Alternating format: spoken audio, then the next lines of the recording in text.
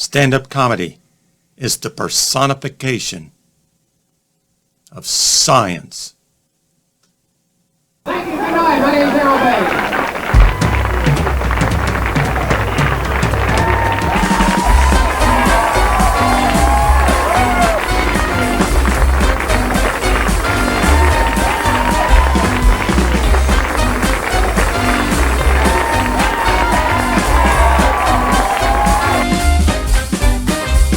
Hello, my name is Dr. Harold Bates, Medical Director and President of the Louisville Metabolic and Atherosclerosis Research Center located in Louisville, Kentucky. Welcome to this series of YouTube videos examining the science of stand-up.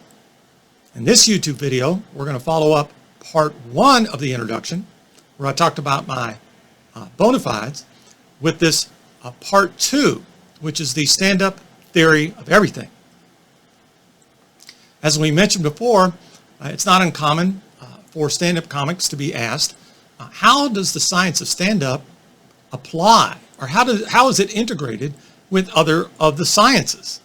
And one of the ones that comes up is, how does the science of stand-up apply to theoretical physics? And that's what we're going to be talking about today. I want to forewarn everyone that this presentation is focused from the perspective of a stand-up comic. So I would not be using this as a resource. I mean, I think much of the science is correct, but a lot of it is theory and opinion. So again, don't be using this to be cramming for exams and such. Also, I think it's important to have some disclosures.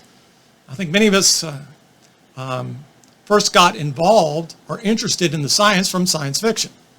And I'm fine with science fiction. It's just that some of the science fiction shows I have some problems with. For example, some science fiction series have way too much crying.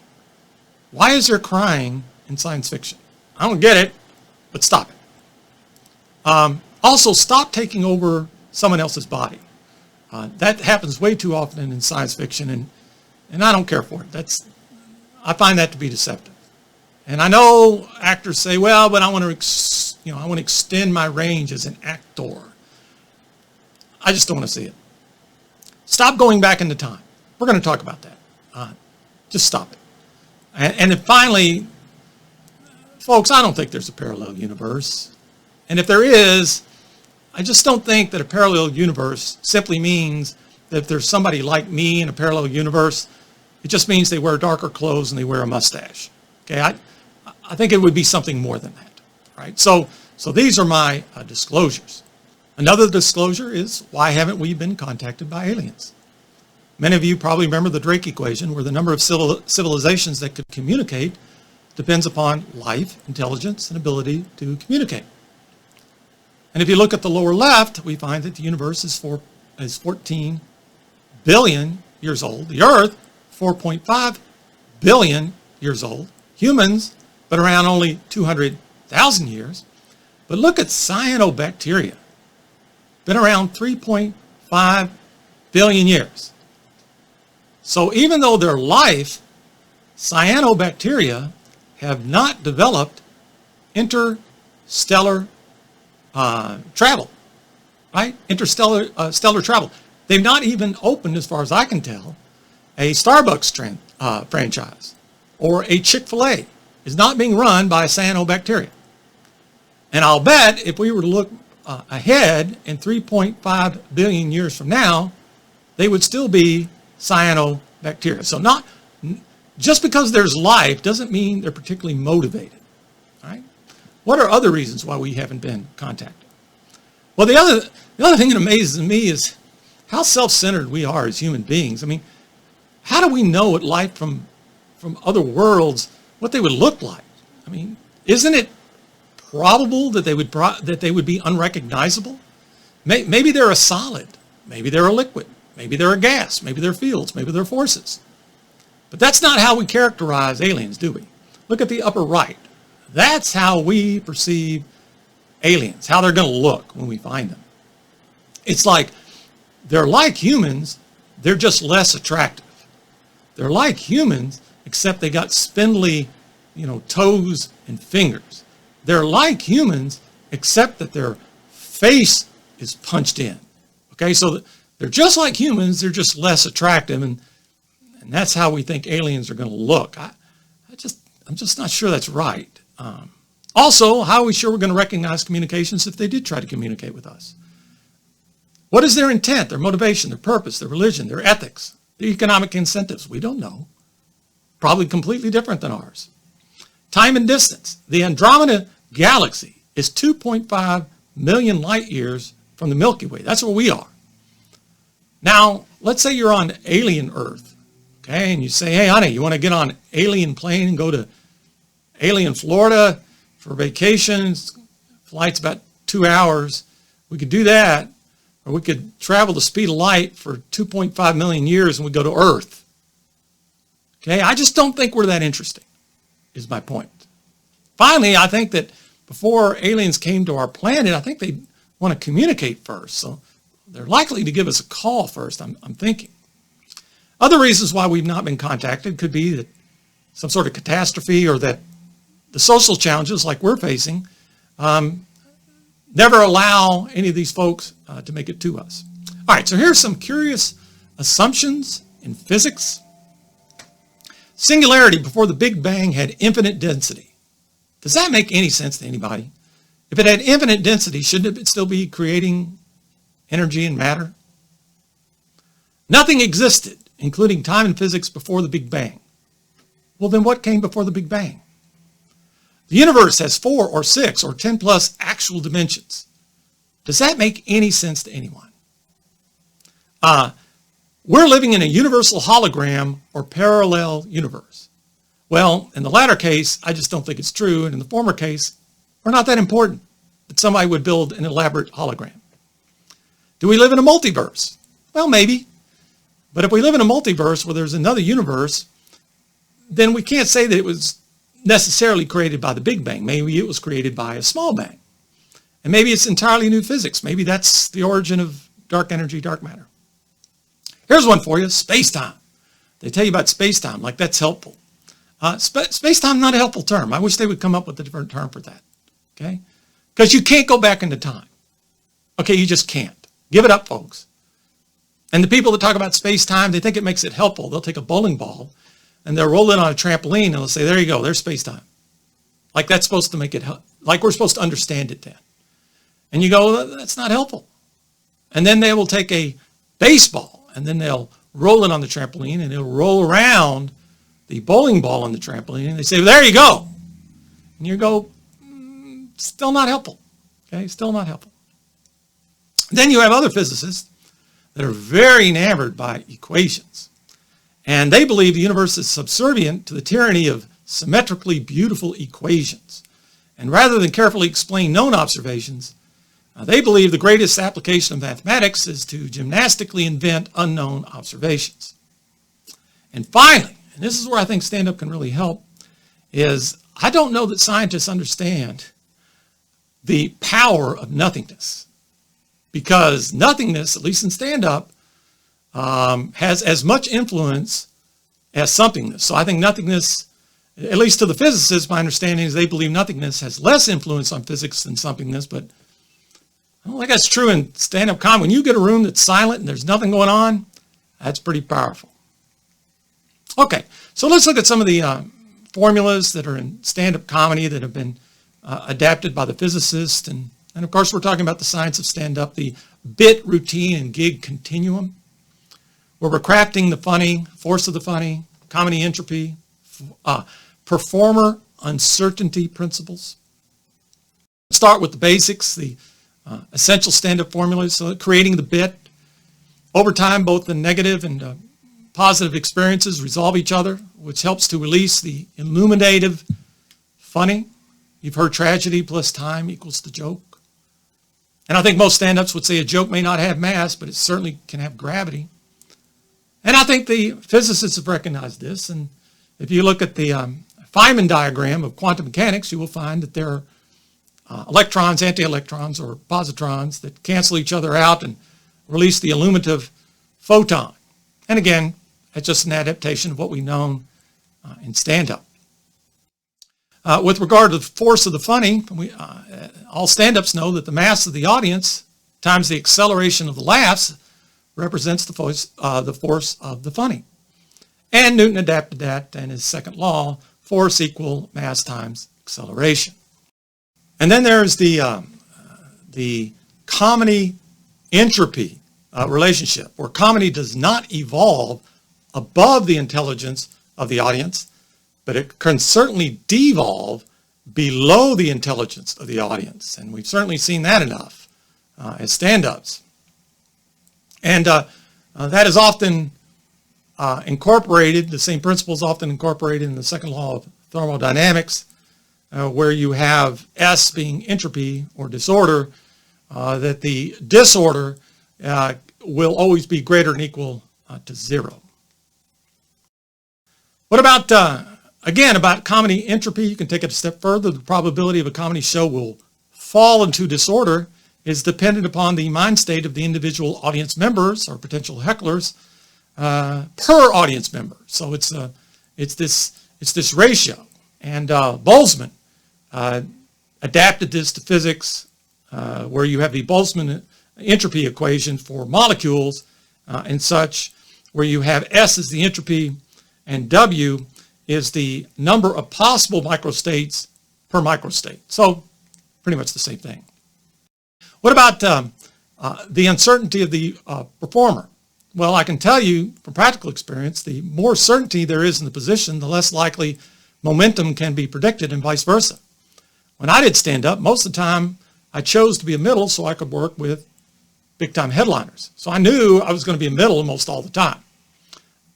So as a result of always knowing I was going to be the middle for the second act, I didn't know anything about my momentum. But let's say I was focused on my momentum and I didn't just limit myself to being the middle. Well, then my position was going to be uncertain. Maybe I'm a middle, maybe I'm going to be a headliner. So because I would know my momentum, I would have no idea what my position was going to be. But as long as I knew my position, I had no idea what my momentum was. And this is exactly what how Heisenberg adapted this to his Heisenberg uncertainty principle, where you have X's position, P is momentum, and you know H is a reduced Planck constant. And so, of course, this is the formula often used in quantum mechanics. So what about the stand-up, Newtonian physics, general relativity, and quantum mechanics?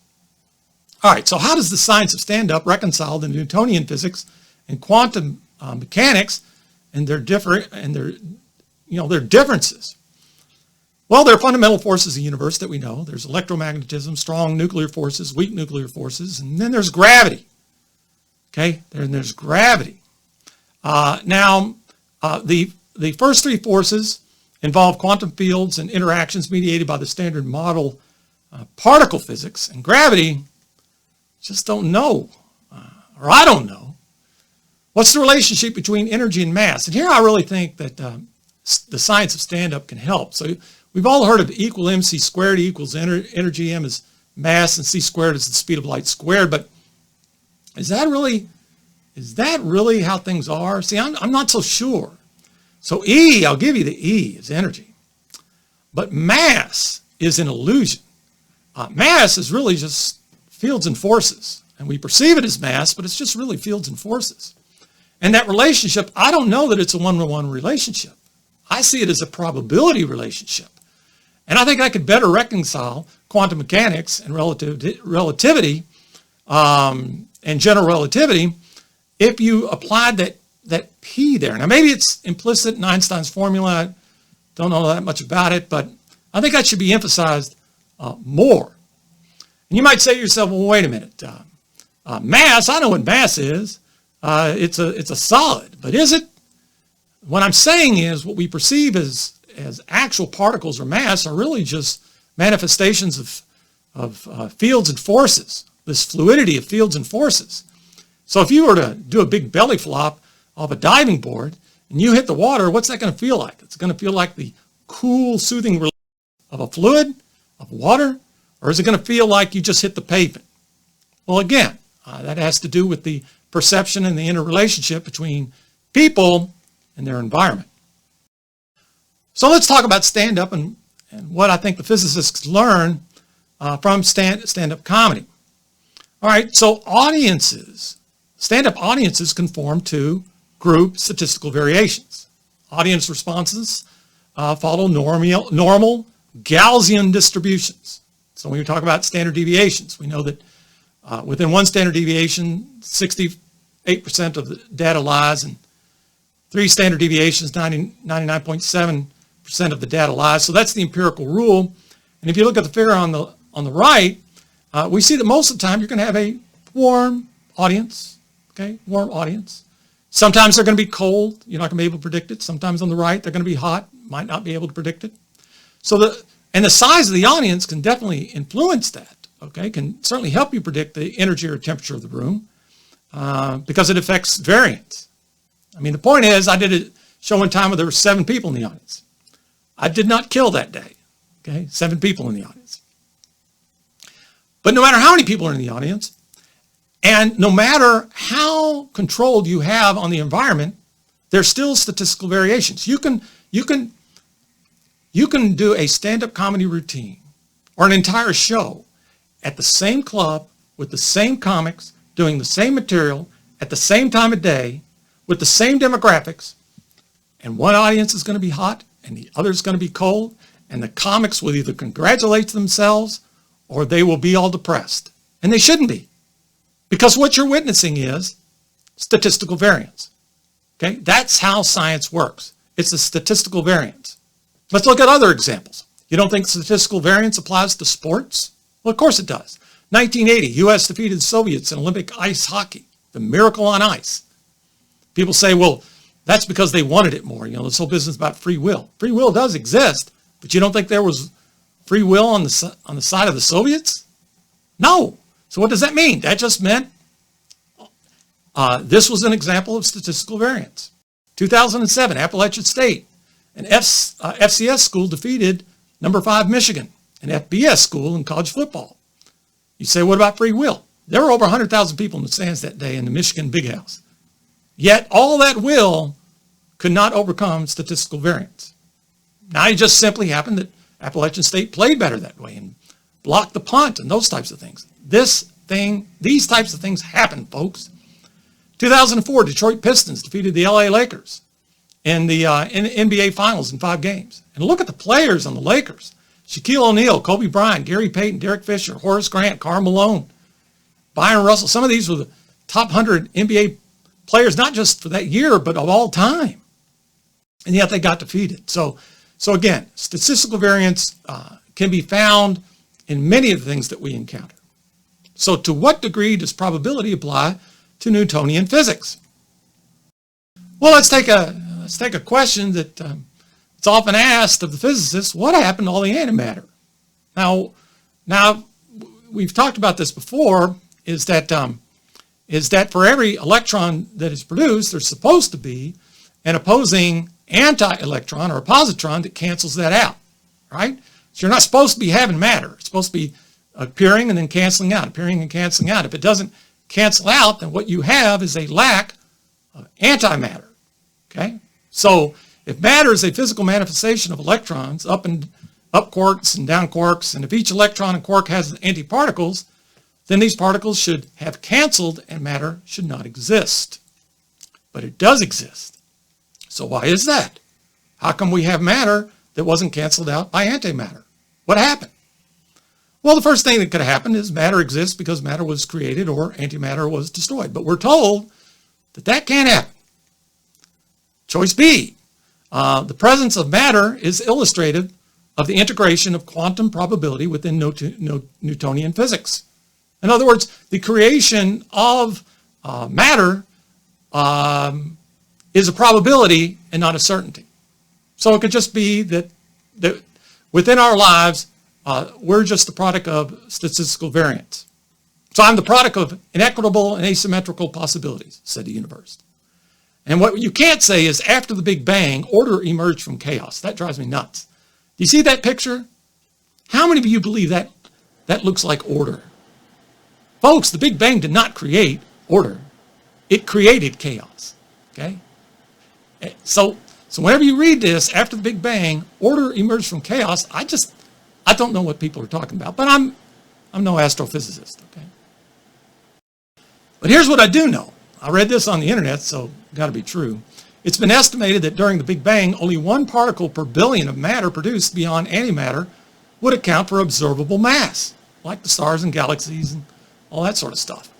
Well, if that's true, and the creation of matter is on the basis of probabilities and not certainties, then it could be that the meaning of life or existence is the consequence of statistical variance. Existence is the consequence of statistical variance. And that's what the science of stand-up would tell you. Now, there are other possibilities. It could be that the antimatter was extracted, like there was a commercial venture. Apparently, antimatter is really good for fuel. Okay. Now, many of you have heard, or maybe you haven't heard of a Dyson sphere. This is this theoretical structure that could be built around the sun to harness its energy and such. And I just find that to be a little bit impractical. There'd be 1 million Earths that could fit into the sun. So I would think that creating a structure that surrounded the sun to capture its energy would be expensive, maybe prohibitively so. I mean, unless it was an election year, unless you believe in modern monetary theory. And if you believe that, then we could start tomorrow. But for me, I just find a Dyson sphere to be impractical. But you always hear about how antimatter is going to be a potential fuel for warp engines and such. What I suggest is that you consider a Dyson box or a Dyson cube, not the sphere around the sun. What if you just had a Dyson cube or a box and just put a singularity in it and cause the Big Bang and extract all the antimatter and leave behind the matter? Why couldn't you do that? So in that case, the meaning of life would be existence is the toxic waste from a commercial antimatter mining operation. In other words, you extract the antimatter for fuel, and then you leave over all this toxic mass and such. And so that would be the meaning of life. And theoretical example, let's say that you have a spaceship and they rely on antimatter for fuel, and they're dead in the water in space. The captain talks to Scotty, in this case, not Scotty from Star Trek, Hey, Captain, she's working on already. She can't take much water, which I think was his only line. That's probably not right. But let's say Scotty's a woman, and she's in charge of the engine room. And like, how come we're stuck here in the middle of space? And she says, well, I forgot to bring the antimatter. He says, how could you forget to bring the antimatter? I mean, how could you forget that?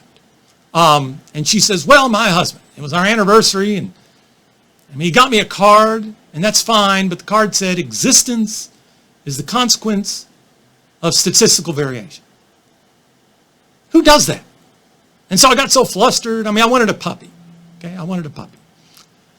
So the long and short of it is she forgot to bring the antimatter, and he says, that's fine. Do you have a Dyson cube? And she goes, yeah, I got a couple in my room on the spaceship. And he says, well, fine. Then why don't you get a Dyson box and create a singularity and create a Big Bang and collect all the antimatter, and let's go home. And she says, yeah, but it's not very green. I'm going to be leaving a lot of toxic mass behind, like 100 billion light years of matter.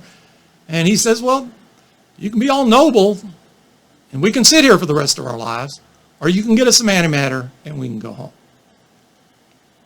So in that case, in that scenario, existence is the pollutant debris left over when somebody forgot to fill up the tank. All right, so what is time? Here again, I think stand-up, the science of stand-up can really help out. In stand-up, time is a metric describing a block event. I did my time. So how'd it go? Listen, I did my time. Right? That's it. Whether it be a half hour, 45 minutes, 10 minutes, whatever, I did my time. That's what it is.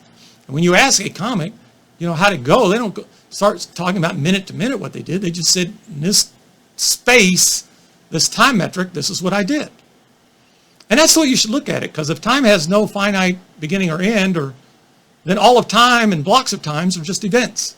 And I think that's the way we should be looking at time. Let me give you another example, like distance. Point A to point B is 2 inches. So if you look at point B to point A, it's still going to be 2 inches. No matter which way you go, it's 2 inches. Does it make any sense to say, I want to go back into length? No, that doesn't make any sense. And by the same token, you can't say, I'm going to go back into time. It doesn't make any sense because time is a metric. Now, I will concede that for humans, time is perceived as history. And I think that's where we all get tripped up. But the fact is, time is a vector that only goes in one direction. So, folks, trust me, nobody is ever going back into time. Okay? Not going to happen.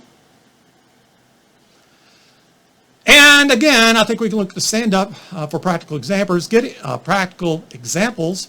For example, getting somewhere or doing a comedy bit before someone else is not going back into time. That's not what it means. Or getting somewhere or doing a comedy bit after somebody else is not going into the future.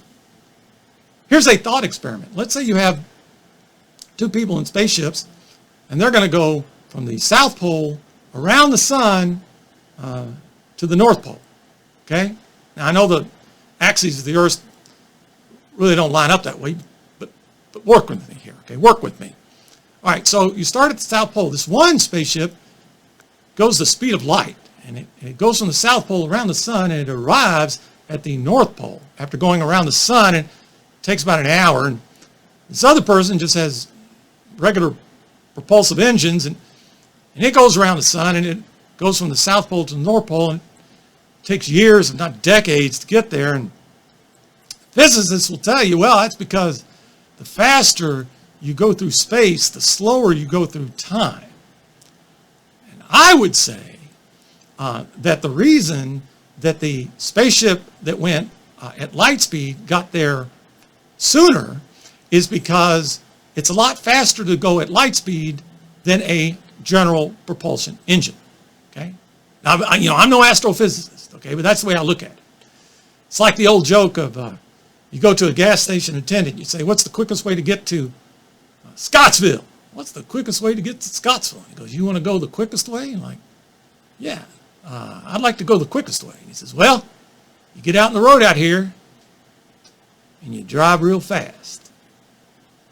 Okay, so the physics is unassailable. Okay, the helpfulness of that advice, not so much.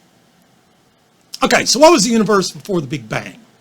Well, to me, there's the before the Big Bang, the pre-incendiary physics, and then the after the Big Bang.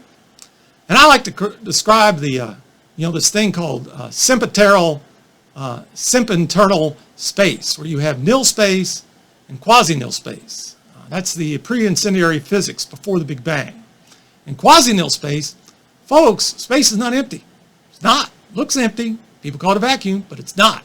It has fields and forces. It's moving. It's vibrating. It's emerging. It's canceling. It's got physical properties. Maybe it's pushing things away, like pushing galaxies away and such. All right. There are these quantum ripples of vibrating virtual particles expressed in these waves of universal sea of interconnected and interactive networks. And objects can affect one another, even at a distance. Okay? Why? Because they're in these fields and forces and such. And the forces include forces applicable to gluons and bosons and photons and gravitons and fields, Higgs field, electric fields, electromagnetic fields. They say there's as many as 17 of them. I don't really know them. And then there's this whole issue about dark matter and dark energy. I don't really know much about those or what they are. But the point I'm trying to make is this excludes, you don't need Newtonian physics or masses or stars or planets or energy or a lot of energy or even space-time to explain sempiternal space. Okay? Sempiternal space. You don't need that. Stars, planets, and space-time are not required for quantum mechanics. They're just not required. But what's most important when you talk about stand-up, the science of stand-up, is nothingness matters. It does matter. Nothingness really matters in stand-up, and I think it should apply to physics. And is it possible that in addition to this, in addition to the quasinil space, where there's a lot of stuff going on, it appears nothing's going on, but a lot of stuff really is going on, that there truly is nil space. There's space out there where there's true nothingness. And that's either mixed with quasinil space, or it's within the cells of the lattice work of quasinil space, or cosmically coiled or entangled within the strings of quasinil space. I mean, I don't know. But the major point is this. There is what I think should be pre- and post-incendiary organizational physics. And this is my postulate, that everything not reasonably the product of the Big Bang should be considered pre-incendiary sempiternal space, and everything that reasonably could be the sole product of the Big Bang should be considered added to the pre-incendiary sempiternal space. So figure out what was there before the Big Bang and figure out what was there after the Big Bang, and you got it fixed. You might say, well, why are you so focused on the nothingness? Well, again, I think that's what the science of Standup tells us. Nothingness really does matter. And the other things, just practically, if all of space was quasinil space with the fields and the forces and the dark energy and all that kind of stuff, then I think if you did the calculations, the amount of energy, too much, way too much. But if you were to include nil space, true nothingness, then you would find that the calculations would be better. And additionally, there may be interactivity between the physical properties of quasi-nil space and nil space with regard to light and energy and fields and forces and mass and gravity and that sort of thing. So in all apologies to Newton's law of gravitation, if you were to take the proportion of nil space and quasi-nil space, I mean, that's the force of gravity, isn't it? So here's my gravity postulate. Gravity is not a mass attracting another mass. That's what we used to be told.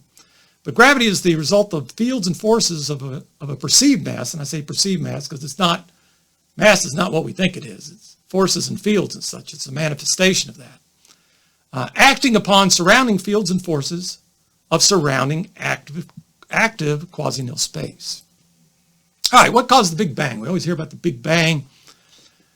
Well, I think there are a lot of possibilities. Maybe the Big Bang is just art from God, right? Maybe it's just, if you think about it, I mean, the universe, its tragedy, its triumph, its beauty, its grotesqueness, its love, its hate, its color, its architecture, its music, literature, and creation of the ultimate stage, which is, of course, stand-up comedy. Maybe the Big Bang is a consequence of a weapon.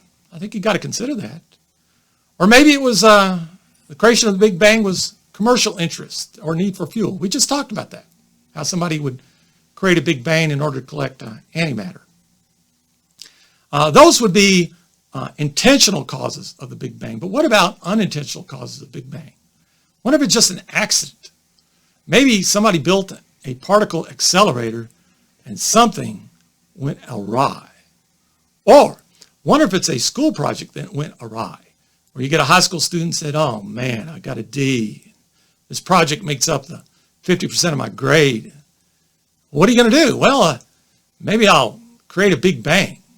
Well, yeah, but you'll bust the space-time continuum.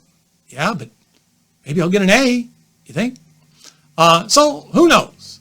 Who knows what would be unintentional causes of the Big Bang? Or it could be that maybe there was this rogue particle accumulation or interaction that we can't even imagine. That there was some aberrant spin, or these virtual particles are popping up together all the time, and maybe they popped up in a way that was not so good. Maybe the Big Bang is the result of a quantum electrodynamic knee slapper, where stop if you've heard this one before. A quark, lepton, and gluon walked into the same bar at the same time, and then you get the Big Bang. And you may say, well, what are the odds that these particles that should never align themselves in that way to create a Big Bang, what are the odds that would ever happen? Hey, if anything that could happen does happen in stand-up, then it seems reasonable to assume that the same would apply to quantum physics. What is entropy? I've talked about this a little bit before, but here are the laws of thermodynamics in an isolated system. So first law of thermodynamics, energy like work, heat, this kind of stuff cannot be created or destroyed. We talked about that. Number 3, entropy approaches a constant value as the temperature approaches absolute zero. Fine. See, here's my issue with the laws of thermodynamics. If you're going to restrict the discussion to heat and cold, I'm fine. But here we get number 2, entropy or disorder will always increase or remain the same. So I know I'm missing something. And I know there's a correlate to that does have to do with heat and cold, but this is what we're often told is the second law of thermodynamics, having to do with entropy or disorder. And I would just challenge you with this. I want you to look at the bookcase on the upper left. And imagine those books and boxes and all that kind of stuff being stars and planets and quasars and black holes. And look at the bookshelf on the bottom left. Which of those two look more orderly to you? Okay? The one on the upper left or the one on the lower left? Let's look at this field over here. So we have this field of green grass in the back. You got all these trees and mountains and rocks and all this other kind of stuff. Which part of that looks more orderly? Now, if you listen to the people with the second law of thermodynamics, they're going to tell you, well, it's because it's got more mass and it's got the mountains and the trees and everything, that's the order. And it's this grass over here that's the disorder. But folks, I don't see it. I mean, I get it. The grass there, maybe it's got blue grass. I'm from Kentucky. Maybe it's got blue grass. Maybe it's got thistles. Maybe it's got crabgrass. Or, oh my gosh, maybe it's got dandelions. Well, that's chaos. Okay, I give you that. Okay, but if we imagine that this is quantum mechanics here and everything, maybe it's quantum mechanics that's the order, and maybe it's Newtonian physics and the trees and the rocks and the planets and all that other stuff. Maybe that's the disorder. So here's this quote. After the Big Bang, order emerged from chaos. It just doesn't make sense to me. Again, I'm no theoretical physicist, but it doesn't make sense to me. So here's my entropy postulate. Depending on how entropy is defined, the Big Bang created order, or created disorder, not order. Again, look at that picture on the lower right. That's disorder. Okay? So the total space that's out there is the sempiternal space, which I talked about, which is the quasinil space and nil space, plus the Newtonian stuff like masses and electrons and space-time.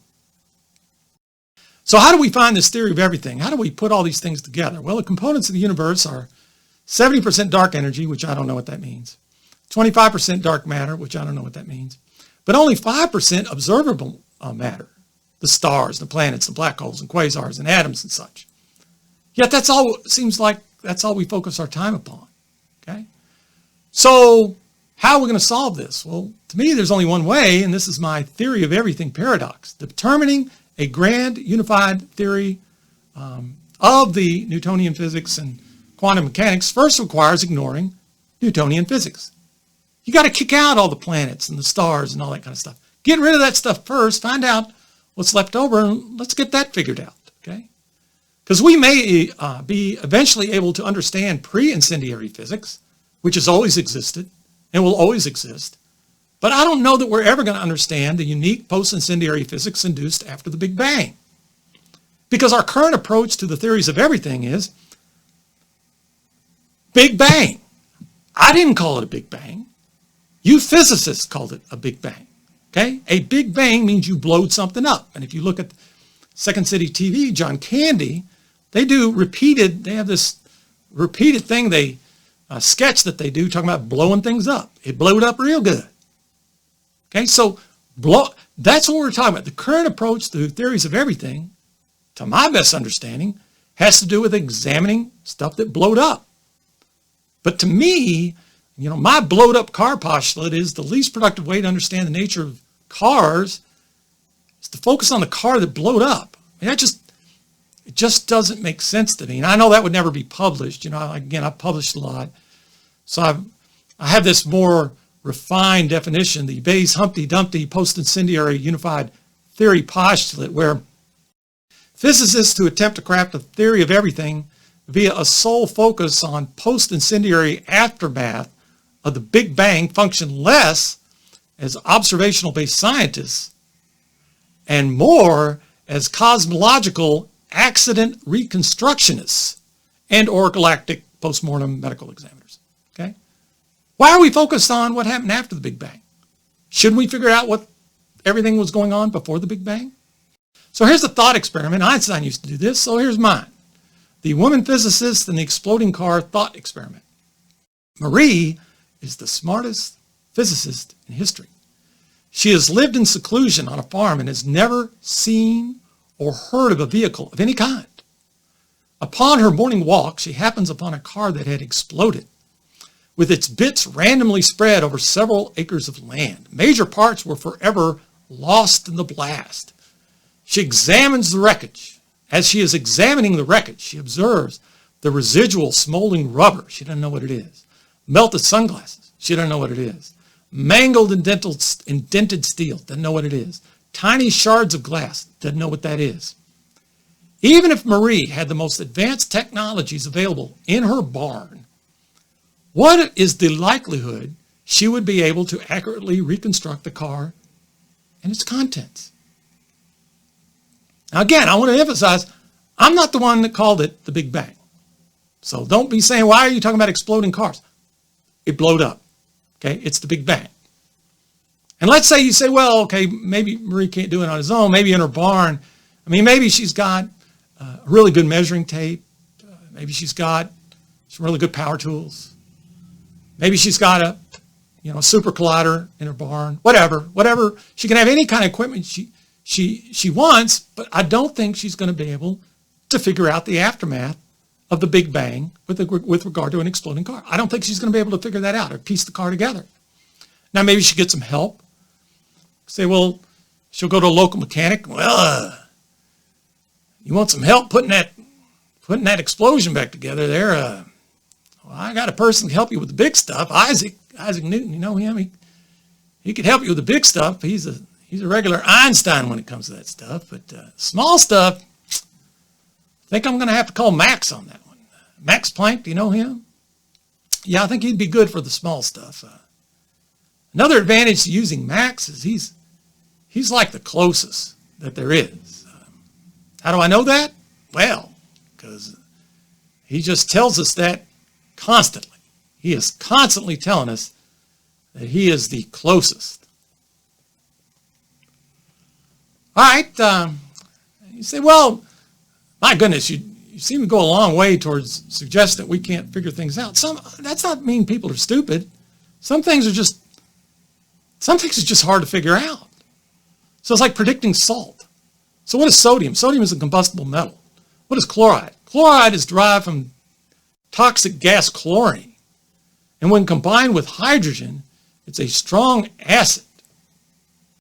And so let's say that you're really smart in chemistry and you say, I'll bet if I combine sodium with chloride that I would end up with a ionic bonding that would result in a crystalline form. It would be solid and it would be white. And I would say, boy, you're smart. That's amazing that you would be able to predict that. But do you think reasonably that you would be able to predict if you took a component of a combustible metal like sodium and chloride, which is derived from a toxic gas chlorine, and you were to put them together in ionic bonding to form this solid, crystalline, and white substance, that you would predict it is the most common seasoning used for foods? Would you be able to figure that out? See, I'm not certain. All right, so what is gravity and why is the universe expanding? We know from nuclear explosions, atom bombs or hydrogen bombs, you get this thermal radiation, heat, and other things, and the blast wind pushes everything away, but then the blast winds return to ground zero. Is it possible that the effects of the Big Bang on space is analogous to blast winds, where you get the sempiternal space that first gets expanded, but then it gets conflated back towards the singularity? I mean, I don't know. Is it possible that the sempiternal space surrounding the Big Bang initial event, maybe it was consumed? Maybe that's the origin of all the initial energy, was the surrounding sempiternal space. And now what's happening is that you have this void, this cosmic void, where all this sempiternal space is now trying to refill the void. All right, what is the empirical evidence of sempiternal flux as causal for gravity and expansion of space? Well, over time, sempiternal post-incendiary space reclamation would result in dilution of Newtonian matter as galaxies were pushed away. I think that's what we observe. It would explain dilution of Newtonian radiation. I think that's what we observe. And then it would predict that the space energy density would remain constant.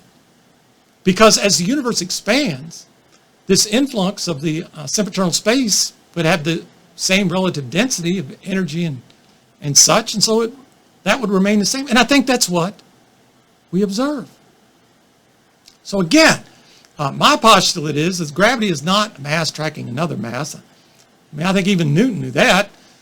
Gravity is a result of the fields and forces of a perceived mass. And what I mean by perceived is that mass is really a product of fields and forces acting upon surrounding fields and forces of surrounding active quasinil space.